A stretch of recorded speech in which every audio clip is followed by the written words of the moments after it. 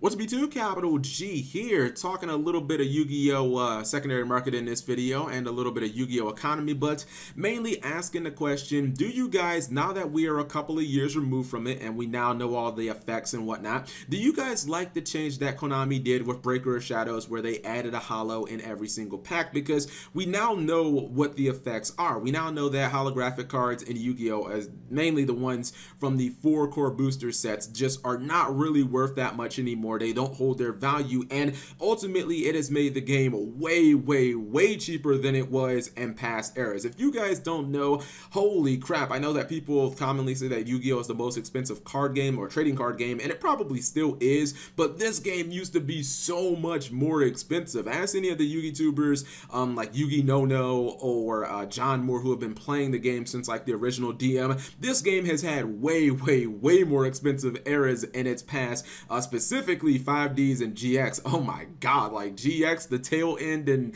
the beginning of 5Ds, the game was so damn expensive, but Yu-Gi-Oh! Is nowhere near that, and I feel like what Konami did has kind of had this double-edged sword effect where we now get cards, and we get cards at a very low price, and it's so much more accessible, especially for younger children who don't have jobs or people who are in high school that maybe work part-time or something like that. The game is way more accessible from a financial standpoint than it's kind of ever been, even cheaper than the original DM era. But at the same time, when you invest in decks, and I don't mean invest as in you're trying to make money, I just mean invest like you're picking everything up and you think, I'm gonna play this for 6 months or something like that. Generally, you just see your cards kind of whittle away and deteriorate, and you know that you're not going to be able to kind of get even what you put into it when you look to move on to a different deck. Even if your deck is still competitively viable, you just feel like playing something else. And the perfect demonstration that I'm gonna give you guys, for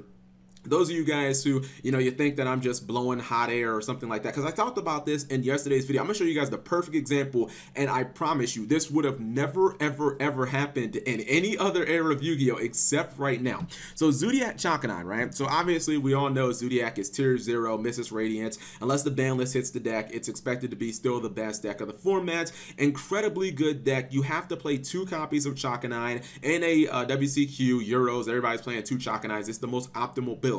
This is an ultra rare card in a tier 0 deck that you run 2 of. It is worth 60 cents. Does that even sound like something that doesn't even sound correct, right? Let's compare it to one of my favorite archetypes. Let's compare it to Lunar Light Panther Dancer, which is worth basically 4 times as much. And it's simply because, obviously, in Shining Victories, we didn't get a holo in every single pack. Lunar Lights are an archetype that basically only me and Selza Yamuto even like. There's like 5 people in the world who even like the deck, and this is worth 4 times as much as a card that you need 2 of in a tier 0 deck. That doesn't even sound right, but this is the effect of putting a holo in every single, putting a holo in every pack. And it is kind of, it's a good and bad. You take the good with the bad, because I can tell you guys, there are eras of Yu-Gi-Oh! Like GX where, Cyber Dragon came out and it was a $45 card at its peak, and it was a fucking rare, and people were running 3 copies of Cyber Dragon because it changed the game so much to where,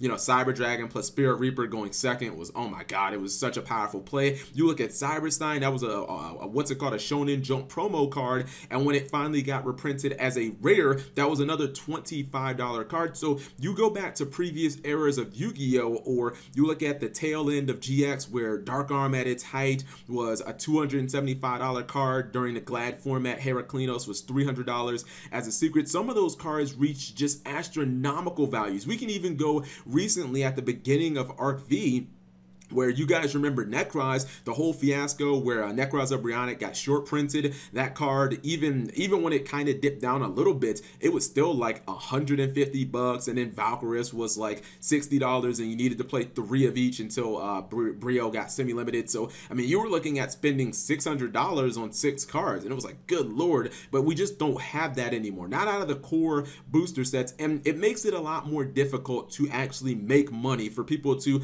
buy a bunch of boosters booster boxes and say, all right, I'm gonna buy a case, I'm gonna crack these open, I'm gonna flip them all on eBay. And I kind of wonder if there are some people out there that are frustrated by that think, oh man, I can't make money off of the core booster sets anymore. I can still, you know, maybe make money off of some of the other small sets, the sets like Fusion Enforcers and stuff like that, the other, or maybe 10s, but the 4 core booster sets are just not they're not sets that make you money anymore, and that element has been completely removed from Yu-Gi-Oh! And I wonder how people ultimately feel about it, because it is very refreshing to know that $100 goes way further in Yu-Gi-Oh! Than it did before. Even when we do get $100 cards, Zodiac Barrage or Dragonic Diagram, it is really just a matter of time. It's honestly, you could just say, all right, well, I don't have a regional for a month, I'm just gonna wait this out, and you wait a month and the card is like $60 and nothing really happened. But that's the complete contrast to how it used to be.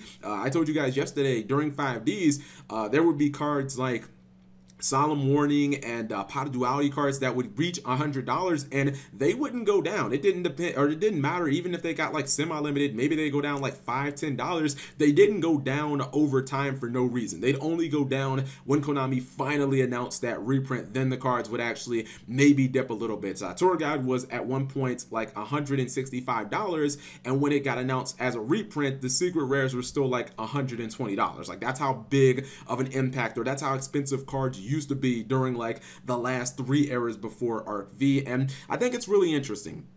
I think that when I was younger, in my early 20s, investing or paying $500-600 for a deck was kind of second nature to me. You know, I'd build anti-meta decks, not even playing the meta decks, but getting Solemn Judgments that were only from Metal Raiders, and, you know, like a $40 card. It just wasn't really something that I thought about. Like, I just kind of thought, all right, this will always be par for the course. Yu-Gi-Oh! Is always going to be an expensive game. And now you kind of turn around full circle and it's like, man, if you pay more than $200 for a deck now, you're like, god damn, that deck is expensive. Look at decks like ABCs and Paleozoics right now that people are saying those will be extremely strong decks if Zodiac and True Draco get nerfed. Those decks cost absolutely nothing to make. I mean, Paleozoic, the most expensive thing you're buying is a Totally Awesome, which I haven't checked it recently, but probably is like a $20 card. ABC, almost everything in there is from structure decks, and even the stuff that isn't like the gadget, what are they, like $4 or $5 cards? So I do think that it's an interesting topic, because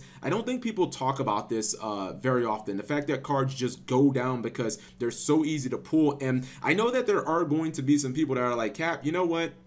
As nice as it is to have the game be super cheap, I don't like the fact that when I buy a holo for $50 and I play it, I know that in 2 months it's only going to be worth $30 because there are just so many copies out there. Because in previous eras, guys, that wasn't how it was. Like, cards didn't go down in value unless either A, they got like wrecked on the ban list, that deck or that archetype got wrecked, or B, a reprint was announced. And actually, I'll give you guys a quick story, right, that will kind of put everything into perspective, right?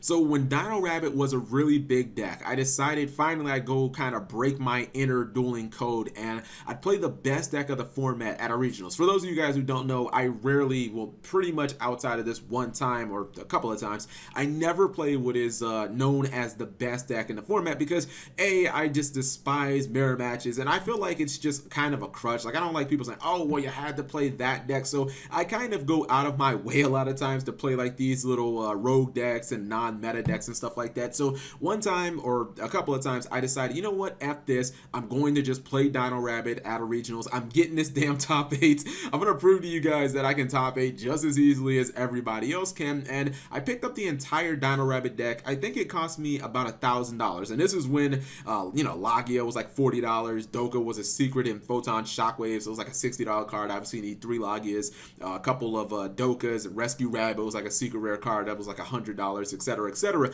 So I end up topping the event. Or I went to one event, I think I got like 16th or something like that. Then I went to another event and got 8th. And maybe 2 weeks after I got my top 8, I say, well, I don't really need this deck anymore. I kind of proved what I wanted to prove. And I sold the deck, I think, for about $30 less than I bought it for. So I sold it for about $970. And I was like, I only lost, you know, 30 bucks. Is $1,000, like losing 3% of your investment or what you put into it. That's absolutely nothing. But could you imagine doing something like that today if you bought Zodiac Brainiac in maybe April and then trying to sell it in the next month, May, it feels like you lose like a third of your investment or maybe more. I mean, when you look at cards like Barrage that were $100, and I think I looked up Barrage earlier and it was like a $12 card, and you know, people will constantly say excuses like, well, Cap, that's because people think it was going to get banned on the ban list. And come on, guys, you think that we didn't have that fear in other eras of Yu-Gi-Oh? We always thought that Solemn Warning or Pod Duality or Tour Guide from the Underworld or Draco Sack or whatever the $100 card, $150 card, we always thought that those cards might get hit on the next ban list or whatever, etc., etc. It's just different because they were just so much more difficult to get. I mean, you look at a set like Lord of the Tachyon Galaxy that gave us the Dragon Rulers and that gave us the Tier 0 spellbooks at the same time. I mean, that set had like 2 cards that were both over $100 for like formats. I mean, Spellbook of Judgment, the only reason it tanked is because it got banned after one format. You look at Draco Sack and that card was like $150 and it stayed that way for a very long time, basically until the Dragon Rulers like died out. So I don't know. It is obviously just a different time in Yu-Gi-Oh! And I can see kind of how some people would be frustrated knowing that if they ever invest a lot of money into a deck that in the times we live in, it's just not going to be worth that much. And for it to kind of be an exception, it almost feels like right now it has to be one of those like iconic decks like Blue Eyes or Dark Magician, because yeah, Dark Magician, I spent like maybe $300-400 on like the entire deck, and I played it for a couple of events, and when I sold my Navigations and Circles like last month, I got the same exact value out of it that I paid, because I figured, you know, they're gonna get reprinted into Megaton, so I might as well sell my Circles. But yeah, I was able to sell Circles for like $30, which is the same price that I bought them for. So there are some strange exceptions like those. Maybe if Konami prints out some other really big anime decks, like if they ever made Black Wings like Tier 1 again, maybe that would be an example. But for the most part, it really does feel like cards are just much cheaper and they just don't hold their value. And it's a good and a bad, but I kind of want to hear you guys' opinions. So let me know in the comment section below, how do you guys ultimately feel 2 years removed from the whole thing with getting cards or getting holos in every pack, and the fact that cards just aren't worth as much anymore? Is this a good thing? Did you prefer the old way? Man, me being older, as nice as it was to know that if you put $1,000 into a deck that you were gonna get probably at least $950 or $900 out of it, man, it is definitely nice to have cheap ass decks, man. For me to be able to look at a deck like Phantasms and be like, man, $70, I can build the whole fucking deck. Like, I can't lie, that's really nice when you look back at the GX days and the 5Ds days, and it's like, you know, that first Blackwing deck I ever topped regionals, I probably dropped $400 or something like that into that deck. Anyways, you guys let me know in the comment section below. Thank you guys for watching as always. This video has been brought to you by Audible. Get a free audiobook download and 30-day free trial at audible.com/MegaCapitalG. Over 180,000 titles to choose from on your mobile device. I'm listening to the amazing I Can't Make This Up by Kevin Hart. Link in the description.